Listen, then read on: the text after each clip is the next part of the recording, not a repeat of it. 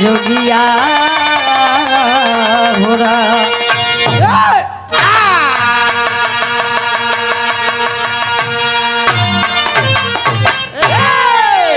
ये हमारा बिरहा के शीर्षक मौत का जंक्शन कोचिंग कोटा सेंटर क्यों।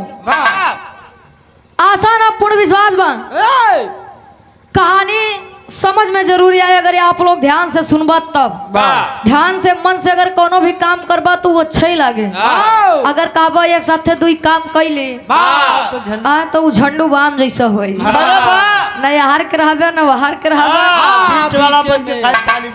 फिर ये होए काज निकाव आई काज निकाव आइन न जानी काऊ खाइन। चली गई भैया परेशान हुआ कर। 4 लाइन भूमिका के भाव से आवा गुरुजी। कवि जी लिखत हैं कैसे।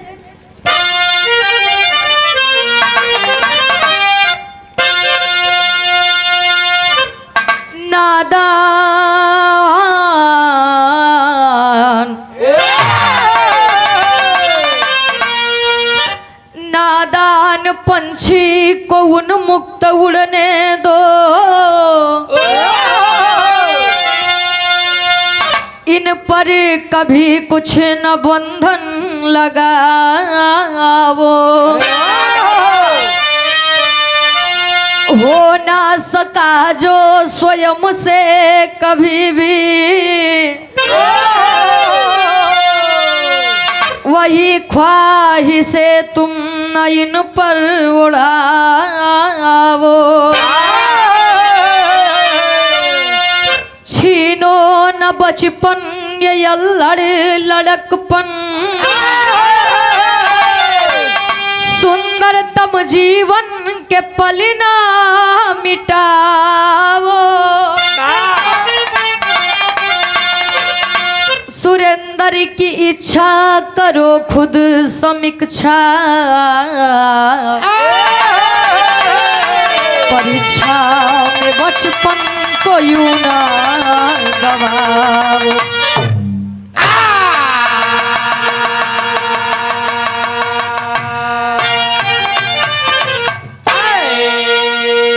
नादान पंछी को उन्मुक्त उड़ने दो। इन पर कभी कुछ न बंधन लगाओ।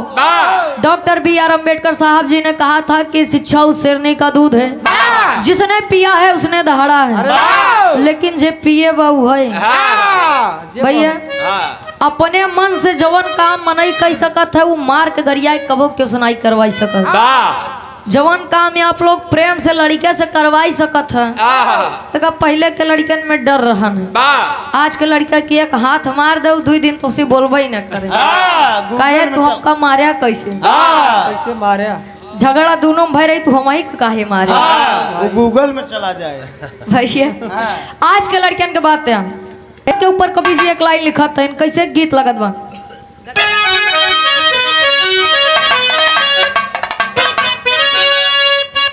वाह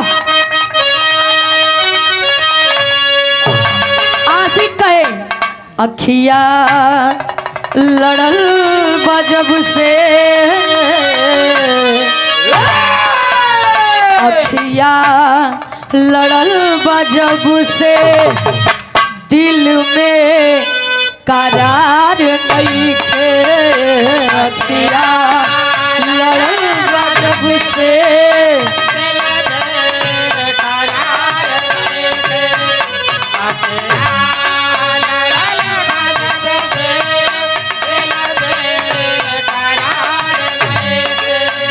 हम कैसे कोई हमके तोहरा से प्यार नहीं थे।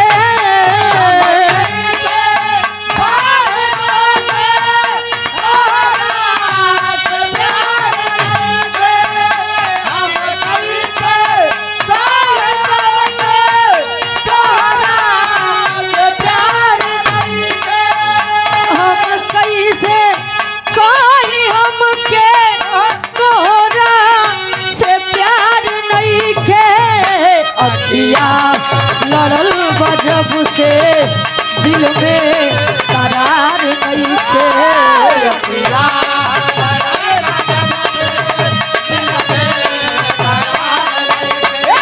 यो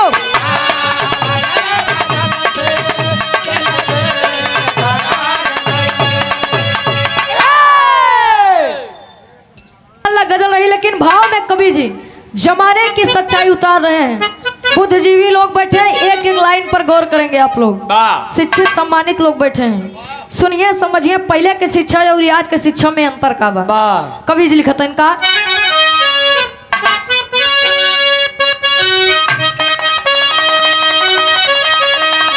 अरे बसता के बोझ गढ़ुअर, बसता के बोझ गढ़ुअर, बचपन दबा गइल बा। बसता के बोझ गढ़ुअर,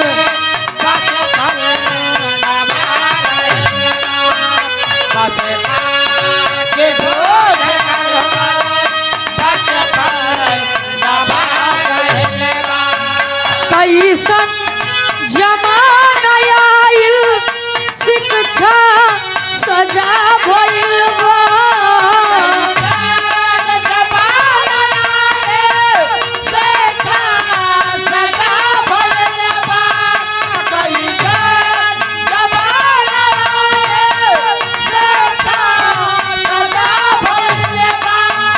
कैसन जमाना आइल, शिक्षा सजा भइल बा। बसता के बोझ गढ़ुअर, बचपन दबा गइल बा। बसता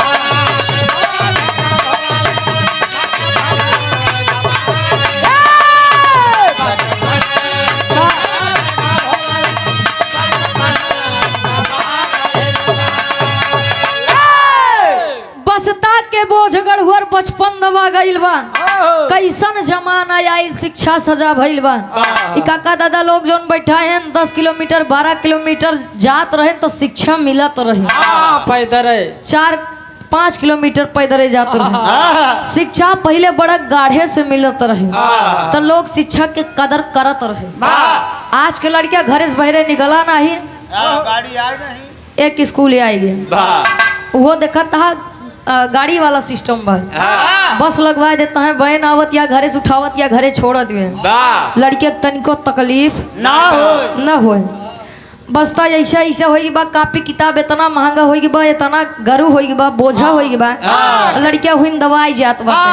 जीएसटी लगाई के प्ले केजी में, एल केजी में, यू केजी में लोग जाते हैं, तब फर्स्ट सेकंड थर्ड फोर्थ तब जात बा। लड़कियां हुई बैग ले दबान है, अम्मी बड़ा गरु बा, कहें बेटवा का करबा, स्कूले में उतना कापी किताब लागबा। ई तो जमाना आएगी बा। एक कवि जी काहे लिखतन, बिरहा में आगे सिद्ध करब। बिरहा के कहानी के शुरुआत ही से बा, कैसे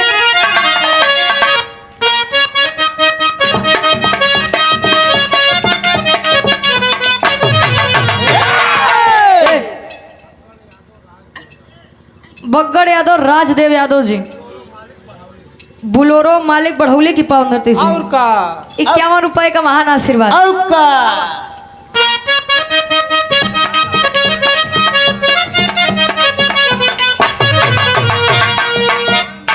स्वप्न तो स्वप्न है बस छड़ की लहर होता है, स्वप्न तो स्वप्न है बस छड़ की लहर होता है, अधिक उम्मीद लगाना भी जहर होता है।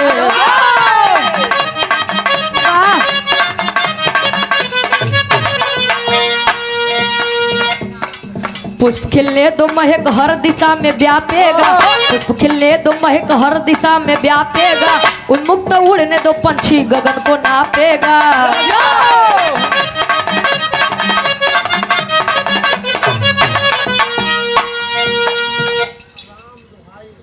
राम दोहाई तारापत की पावन धरती से बाबूजी के द्वारा इस भाव को समझते हुए 101 रुपए का महान आशीर्वाद। चलाओ हो जाए काका। हाँ वहाँ करवा ले। हाँ बिल्कुल हो जाए, बैठा बिरहा सुनाओ करे बाद बिल्कुल फरमाइश बिना सुनाई जा बना कहे। बचपन से ही क्यों उम्मीद अति बढ़ाते हो, बचपन से ही क्यों उम्मीद अति बढ़ाते हो, किशोर वय को भारी बोझ से दबाते हो।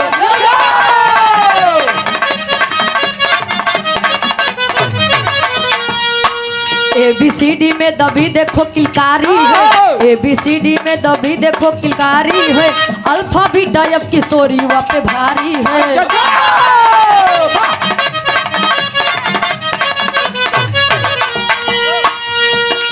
डॉक्टर इंजीनियर बनाने की क्यों पिपासा है,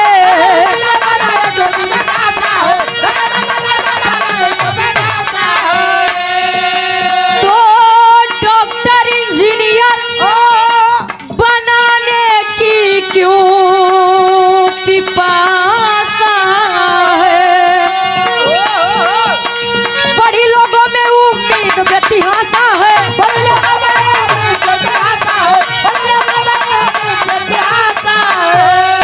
ओ बड़ी लोगों में उम्मीद बेतिहासा है।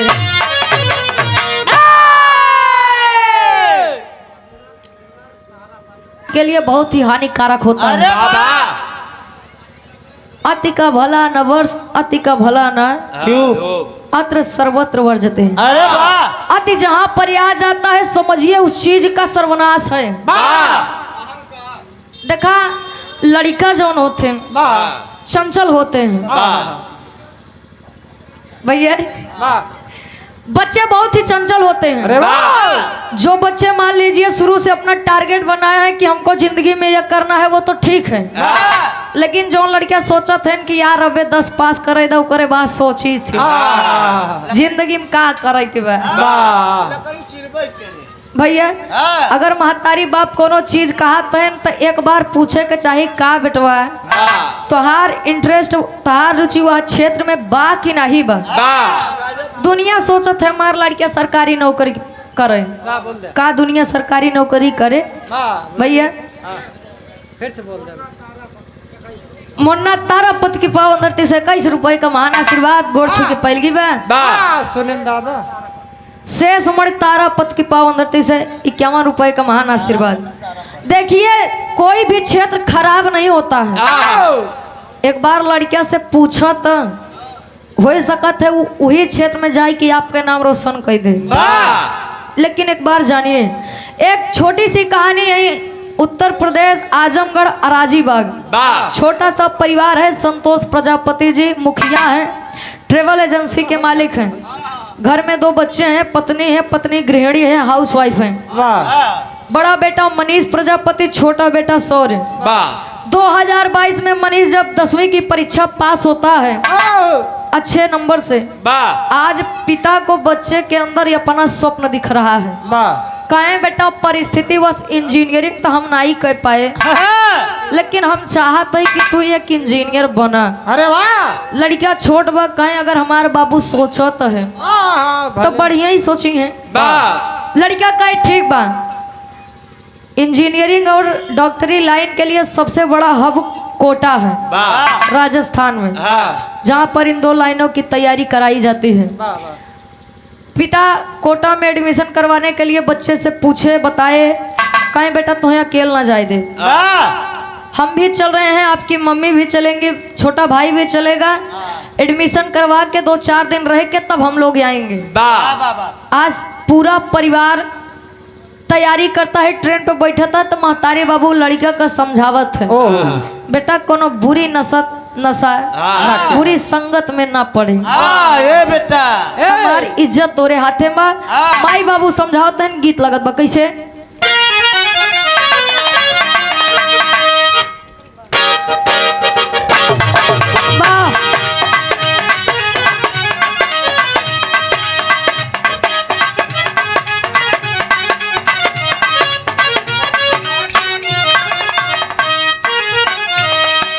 और भौजाई के रिश्ता बड़ा बेजोड़ होता है। अगर बनत बा तब, अगर नहीं बनत बा तो उनसे ज्यादा खतरनाक हो रिश्ता क्यों कहे। भौजैया मजाक करे ना नदिया से कहे का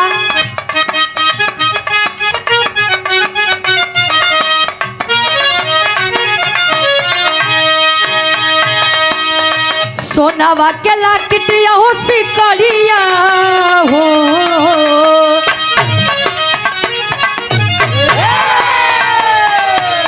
सोनावा के लाकिटिया हो सिकड़िया हो, बतावा ननदो के कर दिहल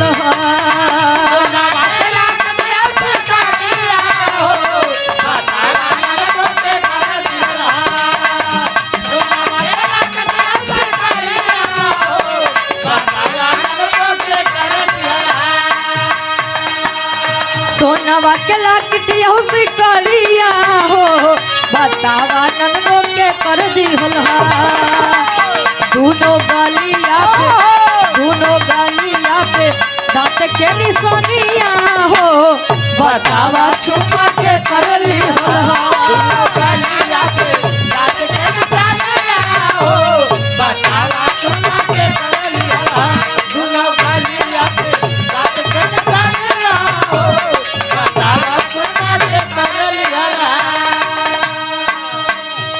लेकिन भैया गौर करिए आप लोग, आज पूरा परिवार कोटा के लिए निकल रहे हैं, माता पिता समझा रहे हैं, बता रहे हैं का कैले मनीष तैयारिया हो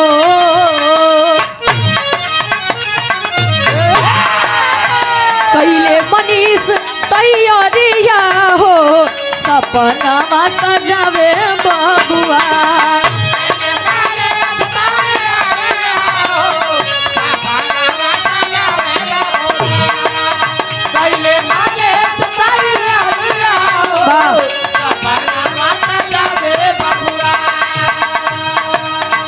कैले मनीष तैयारिया हो सपना सजावे बबुआ समझावे घरवा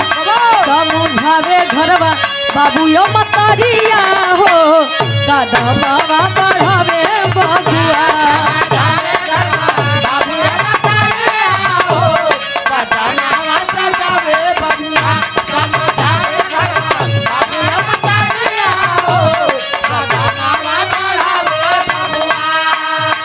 समझावत कहे बेटा चलत तो हॉस्टल में रूम दिवाई देव, लेकिन सिर्फ और सिर्फ पढ़ाई करा, कोनो गलत संगत न जाए कहे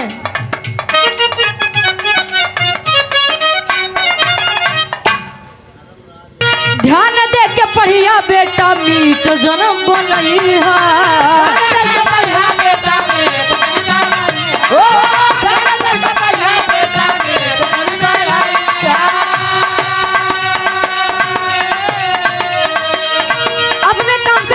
रखिया घूमे मात जइहा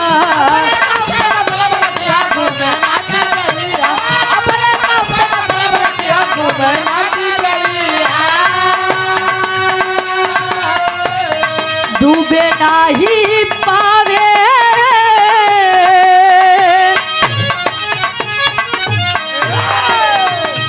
नाही पावे मोर पगड़िया हो कदमवा बढ़ावे बबुआ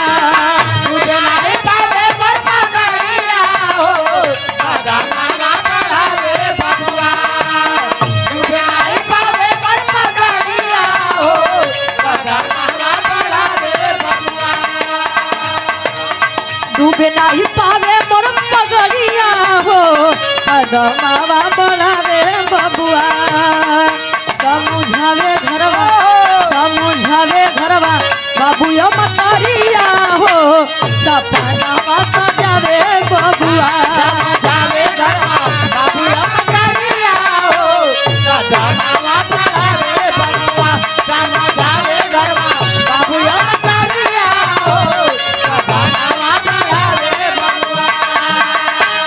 आप आदरणीय परम सम्मानित हंसराज यादव जी नान्हे बाबा जी बाहरपुर की पावन धरती से 101 रुपए का महान आशीर्वाद।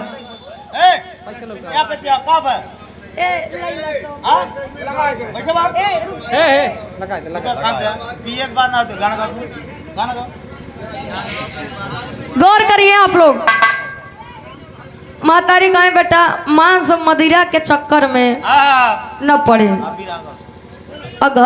हॉस्टल से फालतू बाहर न जाए, केहू के साथे न जाए, दुनिया बड़ी मतलबी है।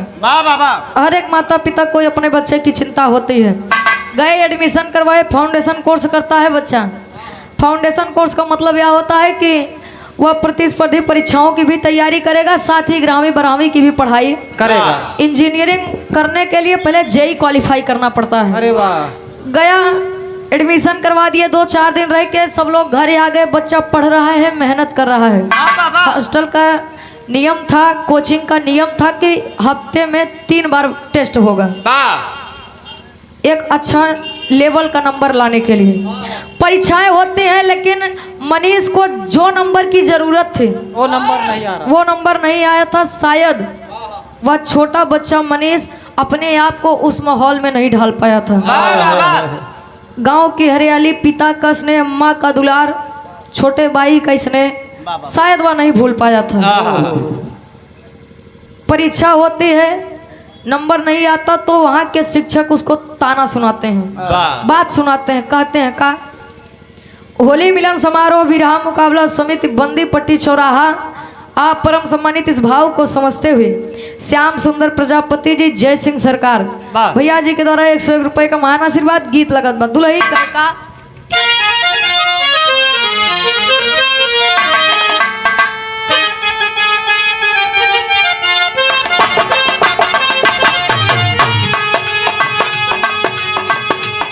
दुल्हिया कहे अंग अंग मद मातल दहिया,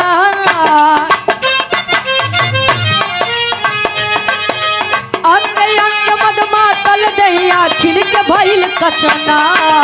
अंग अंग मद मातल दहिया, खिल के भइल कचना। अंग अंग मद मातल दहिया, खिल के भइल कचना। भौरा बन के आजा राजा जो ही राह तो भौरा बन के आजा राजा जो ही राह तो, भौरा बन के आजा राजा जो ही राह तो। अंग अंग मद मातल दहिया, खिल के भइल कचनार। भौरा बन के आजा राजा जो ही राह तोहार। मोरे बलुआ हो, मोरे सजनवा हो, कबोले करैबा इंतजार। मोरे बलुआ हो, कबोले करैबा इंतजार। मोरे बलुआ हो, कबोले करैबा इंतजार। आप आदरणीय श्री श्री राजपति यादव जी, पूर्व प्रधान साहब बद्दू का पूरा कृपा वंदरती से 101 रुपए का महान आशीर्वाद। लेकिन उस छोटे से बच्चे की मनोदशा क्या है, आप लोग गौर करेंगे। आप आदरणीय परम सम्मानित श्री सर्वेश यादव जी, ग्राम प्रधान साहब, बाहरपुर की पावन धरती से 101 रुपए का महान आशीर्वाद। बच्चे की हालत क्या है, गौर करेंगे आप लोग का।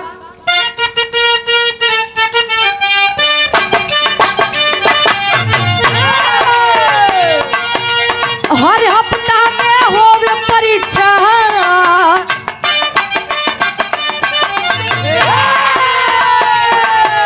हर हफ्ता में होवे परीक्षा, भारी पड़ल दबाव।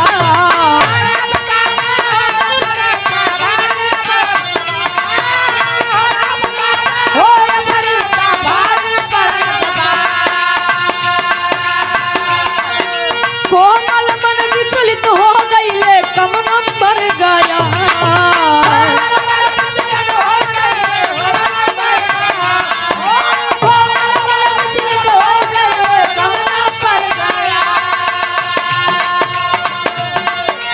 हर हफ्ता में होवे परीक्षा, भारी पड़ल दबाव।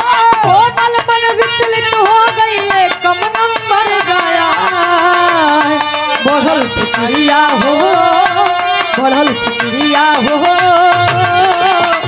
केहू नहीं बुझे दिल के घाव। बढ़ल फिक्रिया हो,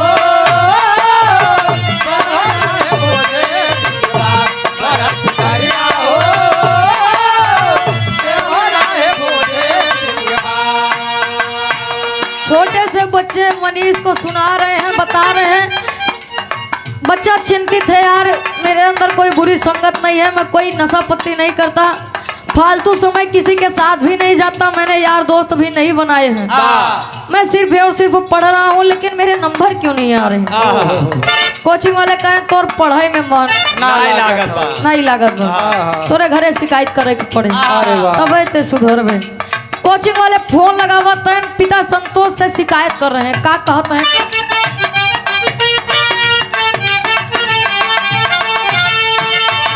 कोचिंग वाले घरवा पर फोनवा लगावले,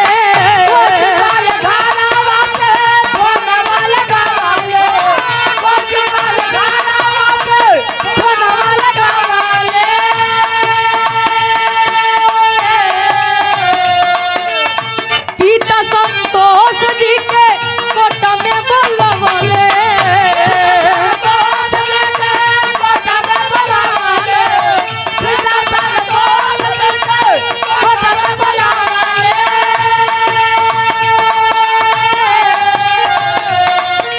आजमगढ़ से गाड़ी धैले,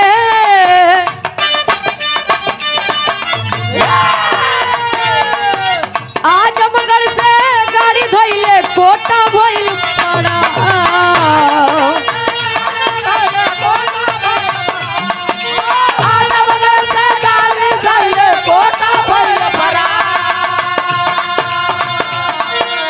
आजमगढ़ से गाड़ी धैले कोटा भइल पड़ा। बढ़ल पितरिया हो, बढ़ल पितरिया हो, केहू नहीं बुझे दिखा। बढ़ल पितरिया हो, केहू नहीं बुझे दिल के बात।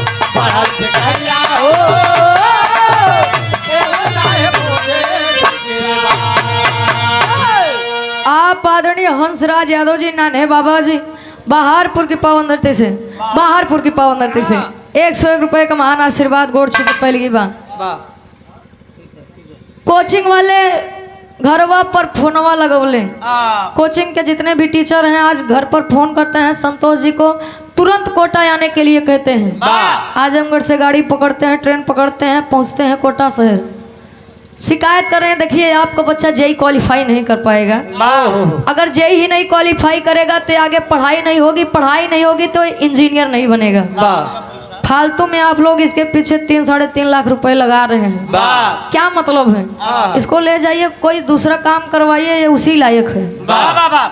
बच्चा सोच रहा है, मन में एक चिंता है, पिता का सम्मान बचाना है, मैं पढ़ता भी बराबर हूँ लेकिन मेरे नंबर क्यों नहीं आ रहे हैं। पिता कहें देखिए एक बार मौका दीजिए, हम बच्चे को समझा दे रहे हैं, वो पढ़ेगा, वो मेरा नाम रोशन करेगा।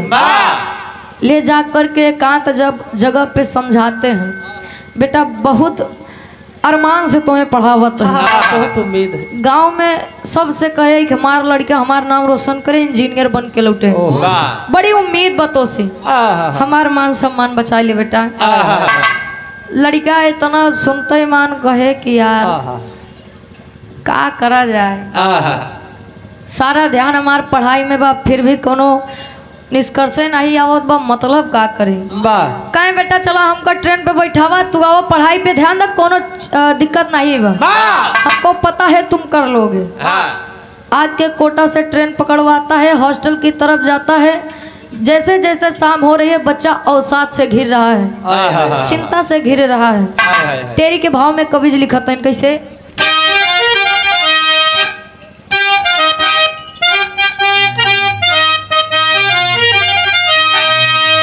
शिक्षा भी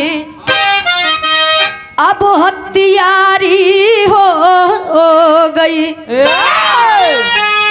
अरे शिक्षा भी अब हथियारी,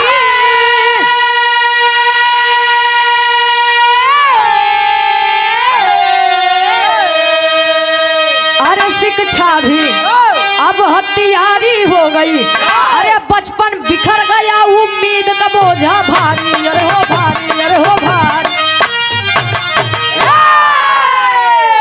शिक्षा भी अब हथियारी हो गई, बचपन बिखर गया, उम्मीद का बोझा भारी। क्यों हथियारी हो गई है सुनिए आप लोग। बच्चा जाता है हॉस्टल की तरफ, रूम में पहुंचता है, शाम हो रही है, बच्चा बस यही टेंशन में है, मैं जेई क्वालिफाई नहीं कर पाऊंगा, अगर नहीं कर पाऊंगा तो पिता की बड़ी बदनामी होगी, उनके अरमान पर पानी फिरेगा। लड़का सोच रहा है कि अगर हम रहवाई न करब, न रहे उम्मीद, न होए बदनामी, करता क्या है, उसी हॉस्टल के रूम में चद्दर के फंदे से फांसी लगाकर अपनी जान दे देता है, सिर्फ और सिर्फ पिता की इज्जत बचाने के लिए। बच्चे अक्सर ये नादानी कर जाते हैं छोटी सी उम्र में। उनका लागत है कि जिंदगी खत्म करे से माई बाबू बच ही जाए हैं, लेकिन जाए के बाद माई बाबू के ऊपर का बीतत है एक शायद माई बाबू जानत है।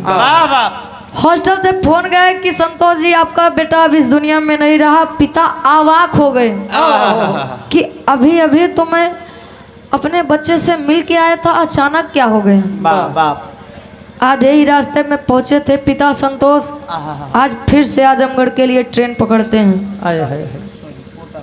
कोटा के लिए ट्रेन पकड़ते हैं। अपने मन में सोच रहे हैं गीत लागत बा कैसे।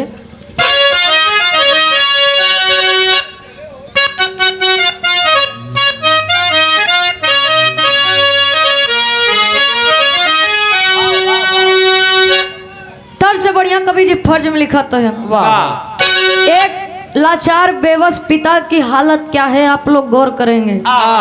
कवि जी दर्शा रहे हैं कैसे। रास्ते में रहले बाबू,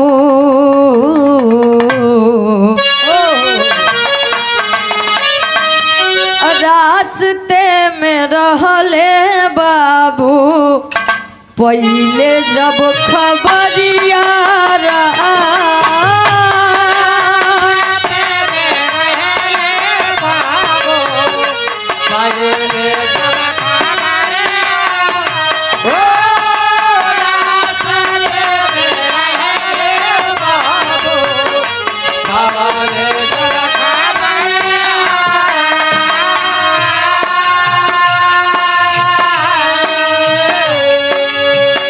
रास्ते में रहले बाबू,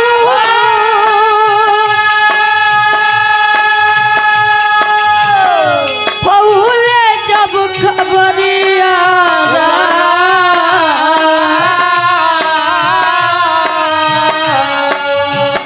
वापस अइले कोटा शहर, वापस अइले कोटा शहर, बरसे नजरिया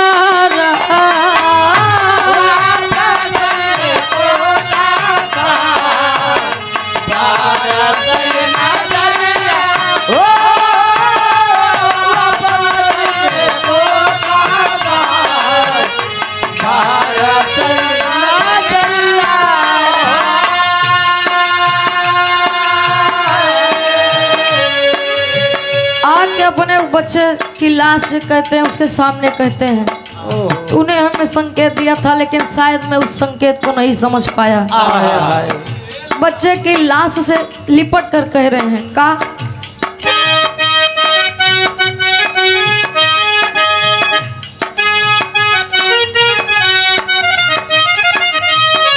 गलती बहमदो तोहार दुखवा समझली,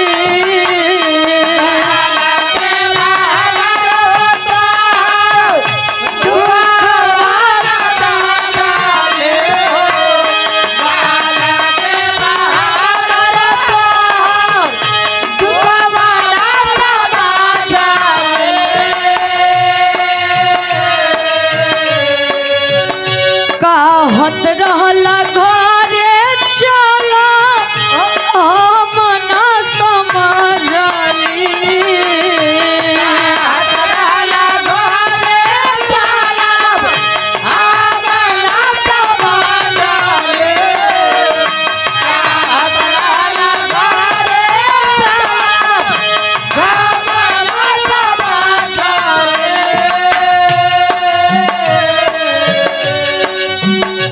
कवन जवाब दे। बेटे से पूछ रहे हैं क्या जवाब दूंगा मैं तेरी उस माँ को, क्या बताऊंगा कि मैं तुझे नहीं बचा पाया। कहे कवन जवाब दे, पूछी जब मतरिया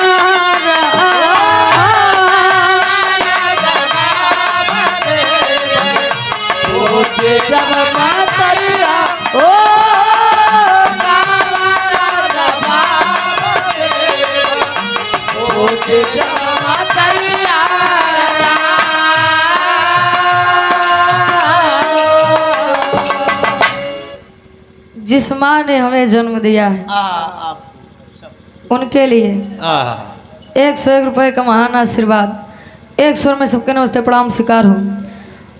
पिता अपने बच्चे की लाश से रो रहे हैं, लिपट के कह रहे हैं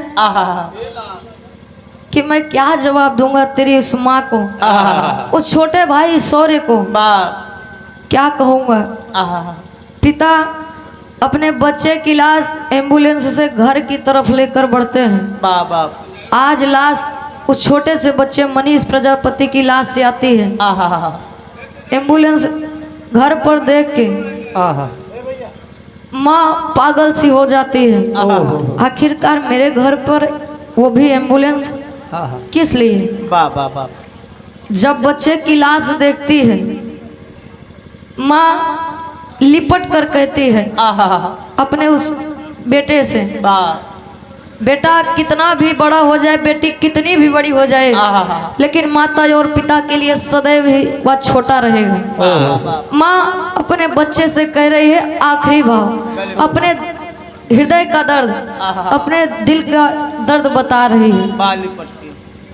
अपने बच्चे को सीने से लगा कर कहती है बेटा जब भी तू आता था माँ ये खाऊंगा वो खाऊंगा, आज क्यों नहीं बोलता है तू? आज क्यों नहीं बोल रहा है कि मुझे इस चीज की जरूरत है? रो के माँ कहती है कवि जी उस लाचार बेबस माँ की पीड़ा को बयां कर रहे हैं। ऐसे ना जाने कितने माता पिता नादानी में अपने इस बच्चे की गलती के शिकार हुआ करते हैं। आखिरी में प्रमाण देंगे कवि जी। कहा तो कैसे,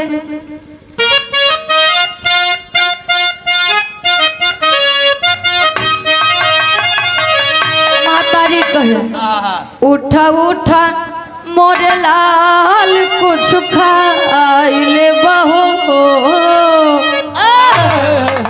उठा उठा मोरे लाल कुछ खाइले बहो। एक बेर मम्मी कह के हमारा के बोलाइले बहो, एक बेर मम्मी कह के हमारा के बोलाइले बहो, एक बेर मम्मी कह के हमारा के बोलाइले बहो। उठा उठा मोरे लाल कुछ खाइले बहो, उठा उठा मोरे लाल कुछ खाइले बहो। एक बेर मम्मी कह के हमारा के बोलाइले बहो, एक बेर मम्मी कह के हमारा के बोलाइले बहो।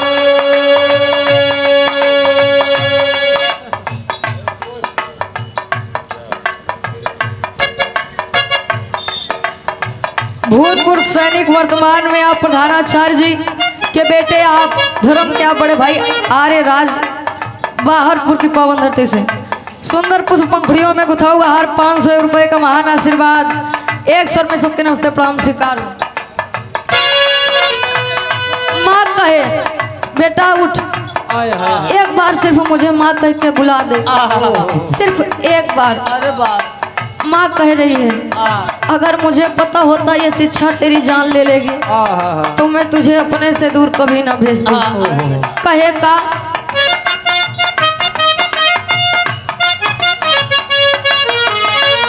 गलती बहमरो लाल दुख न समझली,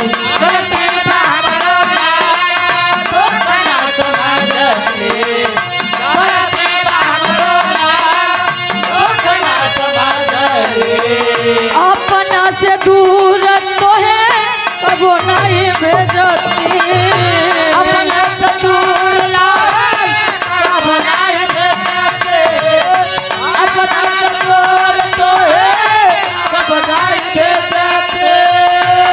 कहे जान ले ई शिक्षा लालू हम नहीं जनली, अपना से दूर तो है कबो नहीं भेजती।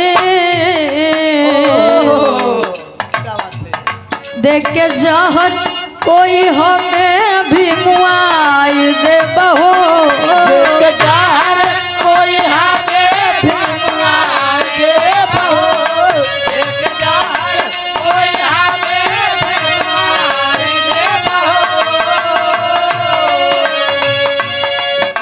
के जहर कोई हमें भी मुआई दे बहो। एक बेर मम्मी कह के हमारा ये बोला आई ले बहो। एक बेर मम्मी कह के हमारा ये बोला ले बहो। एक बेर मम्मी कह के हमारा ये बोला ले बहो। आप आदरणीय परम सम्मान रो रही है, छोटा भाई सौर्य रो रहा है। आज क्या करूं कुछ समझ में नहीं आ रहा है। जान ले शिक्षा लाल हम ना समझ ले, अपना से दूर तो है कबो नहीं भेजते। शायद अगर हम लोग एक बार पूछ लेते क्या बेटा तुझे इंजीनियर बनना है कि नहीं, अगर एक बार हमने प्रश्न किया होता तो शायद आज तो हम लोगों के साथ होता। आज की शिक्षा और पहले की शिक्षा में अंतर का बा कवि जी पापड़ के भाव में दर्शावत है। कैसे?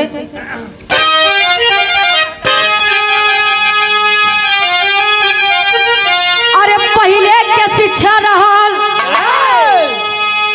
बुरा ना माना जाएंगे ना बात कहे अन्यथा ले जाएंगे। सच्चाई जानते हैं आप लोग, जाना तो सब है लेकिन माना मोहे खाए वाला केहू नहीं कहे।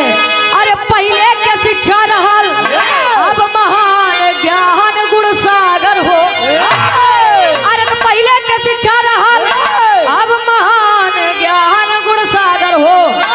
आज खुलल बा शिक्षा के दुकान ज्ञान गुण सागर हो। आज खुलल बा शिक्षा के दुकान ज्ञान गुण सागर हो। आज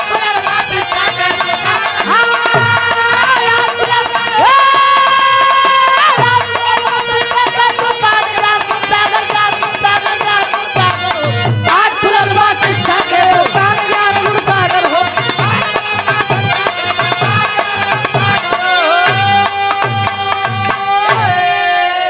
छोटा भाई सोर रो रहा, गाहो सकल हितनाथ हो। बाउर भैले पिता संतोष, अब बातें नहीं सुझात हो।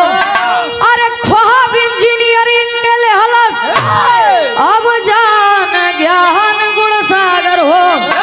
तना जनली की कोचिंग ले, अब जान ज्ञान गुण सागर हो। पहले के शिक्षा रहल महान ज्ञान गुण सागर हो। आज खुलल बा शिक्षा के दुकान ज्ञान गुण सागर हो।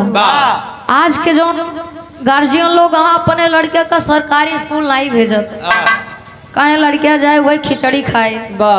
का मतलब बा? प्राइवेट में पैसा ज्यादा लगे, कम से कम शिक्षित तो बने। भैया सरकारी वाला स्कूल ना चाहिए, लेकिन सरकारी टीचर से लड़किया का कोचिंग जरूर देवे हैं। सरकारी टीचर से अगर पढ़ ले तो हो सकत है तनी बुद्धि हो ही जाए, लेकिन सरकारी स्कूल नहीं शोभा देत बा।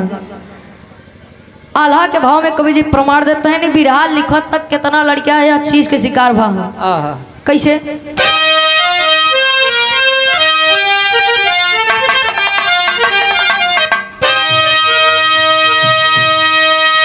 अति महत्वाकांक्षा खइलस बचपन के बाबू।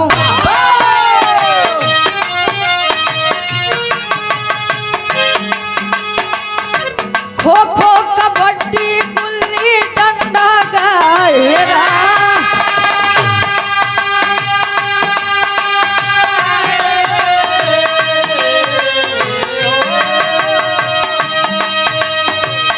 Alpha beta sine theta pi था गोरस में बाबू।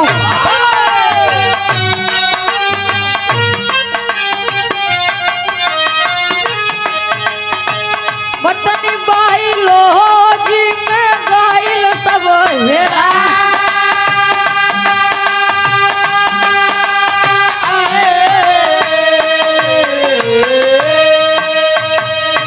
डॉक्टर इंजीनियर से अलग नहीं सोचे बाबू।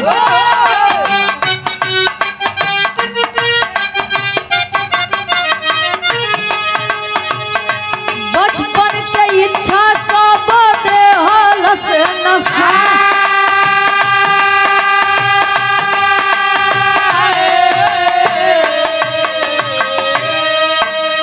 अति महत्वाकांक्षा खैलस बचपन के बाबू। खो खो कबड्डी गुल्ली डंडा का हेरा है। पहले लोग पढ़ते रहे, साथे साथे खेल का प्रथम स्थान देते रहे। आज तक जितना खेल बा वही मोबाइल में, फ्री फायर हो गया, पबजी हो गया, लड़कियां वही में परेशान है। तनी प्रमाण देखब 2015 से 2023 तक कितना लड़कियां सुसाइड करे हैं और कितना उम्र वाले। सदर के भाव में कवि जी लिखा था, आप आदरणीय गुड्डू जायसवाल जी किराना स्टोर दूल्हापुर की पावन धरती से 101 रुपए का महान आशीर्वाद। अब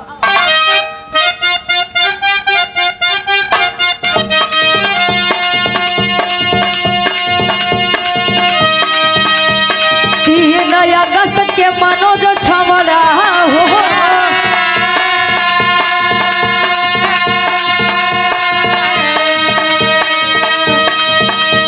दे दिया जाने अपन खुशियाँ लगा।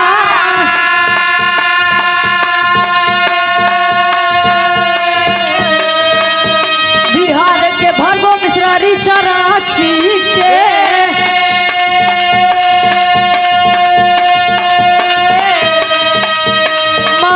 प्रियम सिंह मुअली जहर खा।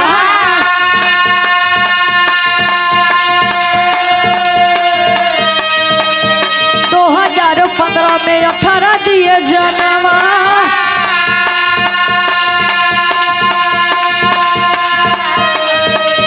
सोलह में 17 मरे, 17 में 7।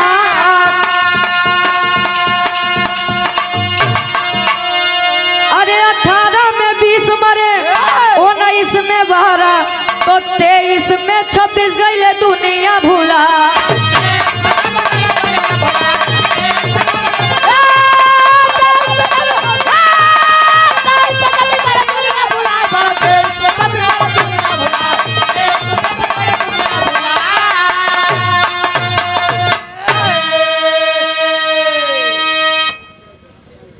नवंबर 2023 में आखिरी प्रमाण मिलता है पश्चिम बंगाल का फरीद हुसैन आत्महत्या फांसी लगाकर दे दिया था। मरने वाले बच्चों की उम्र 16 से 20 के बीच में होती है।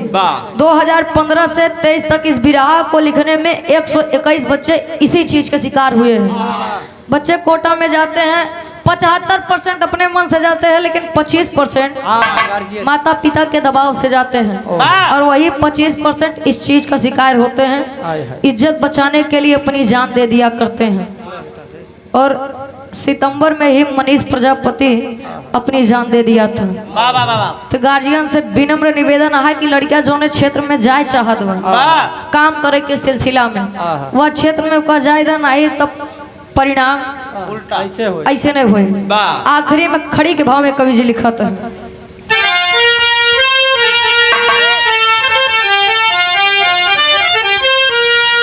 आप आदरणीय डॉक्टर राजेश सिंह जी, न्याय नगर दूल्हापुर, स्टेज के सामने आप भैया बैठे हैं। आपकी तरफ से इस भाव को समझते हुए 101 रुपए का महान आशीर्वाद गौर करिए।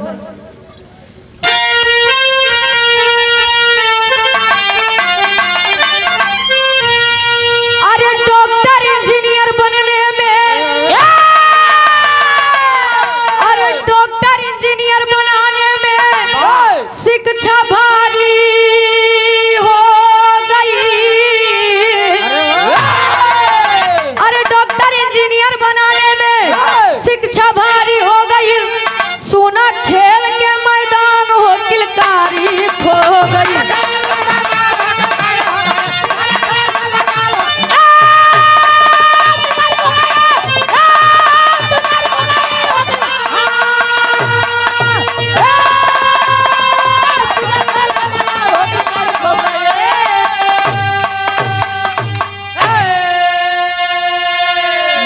इंजीनियर बनाने में शिक्षा भारी हो गई, सोना खेल के मैदान हो किलकारी खो गई।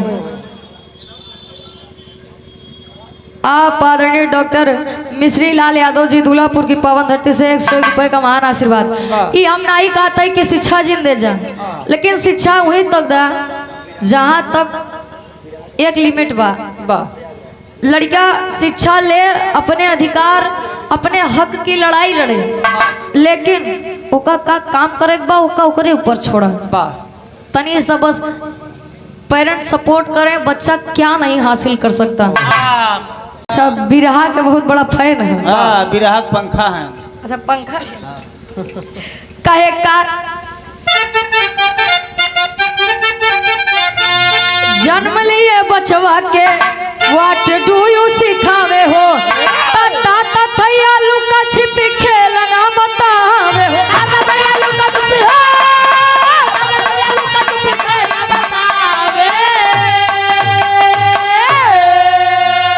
अरे मोबाइल गेम में सारी जिम्मेदारी खो गई। अरे मोबाइल गेम में सारी जिम्मेदारी खो गई, सोना खेल के मैदान हो किलकारी खो। जन्म लिए बचवा के व्हाट डू यू सिखावे हो, लड़किया तनी बड़ा ना पढ़ बेटा ABCD। 1 2 का 4 पढ़ ले बेटा। 1 2 3 4 आखिरी में ABCD। लड़किया देखा अगर बोले लागे काहे देखा हमार लड़किया इंग्लिश पढ़े हुए, अंग्रेजी पढ़े हुए। अंग्रेजी जमाने में चाहे वो भाषा हो चाहिए। निवेदन ये बात कि लड़किया से एक बार अनुमति जरूर लें। आखिरी में खानदान के परिचय बा।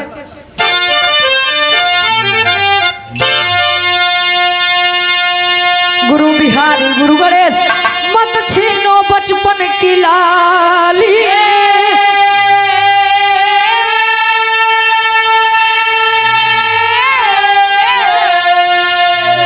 विमल चंद का राधे श्याम गुरु करो सदा रखवाली।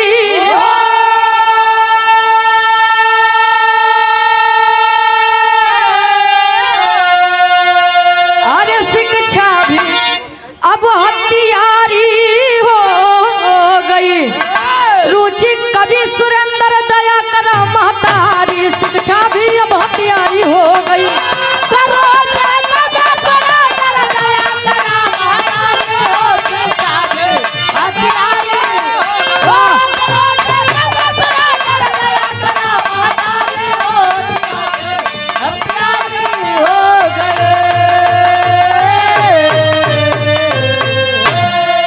आप लोग बाहर से आनंद लें।